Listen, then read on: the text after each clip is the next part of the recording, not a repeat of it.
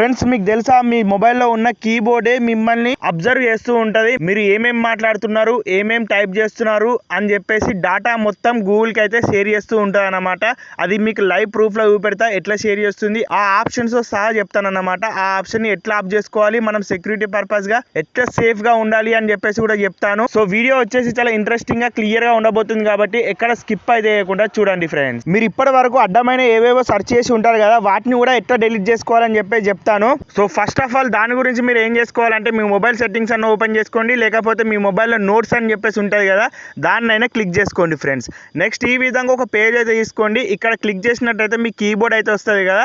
ఇక్కడ main important గా మీరు చూసినట్టయితే సెట్టింగ్స్ గేర్ ఐకాన్ అనేది మధ్యలో కనబడుతుంది కదా, దాన్ని మనం క్లిక్ అయితే చేసుకోవాల్సి ఉంటుంది. నెక్స్ట్ ఈ విధంగా మీకు ఇంటర్ఫేస్ వస్తుంది. ఇక్కడ లాస్ట్ నుంచి సెకండ్ లో మీరు చూసినట్టయితే అడ్వాన్స్డ్ అని చెప్పేసి ఒక ఆప్షన్ కనబడుతుంది, దాన్ని క్లిక్ అయితే చేసుకోండి. నెక్స్ట్ ఇక్కడ మీరు స్టార్టింగ్ లో చూసినట్టయితే షేర్ యూసేజ్ స్టాటిస్టిక్స్ అని చెప్పేసి ఆప్షన్ కనబడుతుంది కదా, ఇది యూజ్ చేసుకొని గూగుల్ కి మనం ఏమేమి టైప్ చేస్తున్నాం, మనం ఏమేమి వాయిస్ ఓవర్ ఇస్తున్నాం అవన్నీ ఉంటాయి కదా, అవన్నీ గూగుల్ కి అయితే షేర్ చేస్తూ ఉంటుంది అనమాట. మన మొబైల్లో ఉన్న జీబోర్డ్ కానీ కీబోర్డ్ ఏదైతే ఉంటుందో అదంతా షేర్ చేస్తూ ఉంటుంది కాబట్టి దాన్ని కంపల్సరీగా ఫస్ట్ ఆప్షన్ అయితే ఆఫ్ చేసుకోవాలి. నెక్స్ట్ మెయిన్ ఇంపార్టెంట్ గా పర్సనలైజేషన్ అని చెప్పేసి ఉన్నది కదా, దీన్ని కూడా మీరు ఆఫ్ అయితే చేసుకోవాలన్నమాట. ఇది ఆన్ ఉంటే ఏమవుతుంది అంటే మనం ఏవైతే మాట్లాడుకుంటామో రెగ్యులర్ గా టైపింగ్ చేస్తూ ఉంటామో దేని గురించి అయితే సెర్చ్ చేస్తూ ఉంటామో అది మనకు రికమెండ్ చేస్తూ ఉంటుంది. మీరు ఒకవేళ అబ్జర్వ్ చేసినట్టయితే మొబైల్లో కానీ లేకపోతే యూట్యూబ్ లో కానీ గూగుల్ సంబంధించిన ఏవైతే యాప్స్ ఉంటాయో వాటిలో మనకు రికమెండ్ చేస్తూ ఉంటుంది.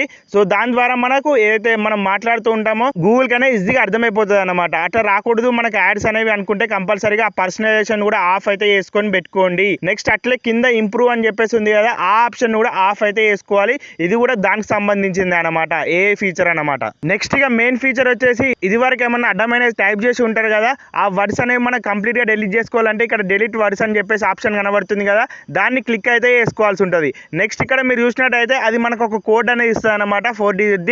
ఇక్కడ ఎంటర్ చేసిన తర్వాత ఓకే అని ప్రెస్ చేస్తే ఇక్కడ మొత్తం మీరు ఇప్పటివరకు టైపింగ్ చేసింది సెర్చ్ చేసింది మొత్తం డిలీట్ అయితే అయిపోతుంది అనమాట. సో ఈ విధంగా ఫ్రెండ్స్ మెయిన్ ఇంపార్టెంట్ గా ఇవి కంపల్సరీగా అందరు కీబోర్డ్స్ ఉంటాయి కదా, అందరు కంపల్సరీగా డైలీ ఒక 5-6 టైమ్ అయితే కీబోర్డ్ అయితే వాడతారు. టైపింగ్ చేయాలంటే కంపల్సరీ ఇది వాడతారు కాబట్టి మీరు సెక్యూరిటీగా ఉండాలంటే కంపల్సరీగా ఈ సెట్టింగ్స్ అయితే ఆఫ్ అయితే వేసుకొని పెట్టుకోవాలి.